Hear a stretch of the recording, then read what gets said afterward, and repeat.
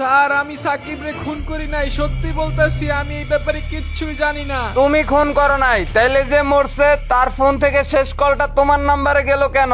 এইটা কিভাবে সম্ভব? আমি তো ওর সাথে এক সপ্তাহ ধরে কোনো কথাই বলি না। কেউ হয়তো আমাকে ফাঁসানোর চেষ্টা করতেছে। ঘটনাটা এক সপ্তাহ আগেই ঘটছে। তোমার যদি কেউ ফাঁসানোর চেষ্টা করে তাহলে তুমি প্রমাণ দাও। স্যার আমি কিছুই জানি না, প্লিজ আমাকে বিশ্বাস করেন, আমার কোনো দোষ নাই। দিবস, সব প্রমাণ তো তোমার দিকেই যাচ্ছে। তুমি তো ওদের সাথে ওই দিন ছিলা।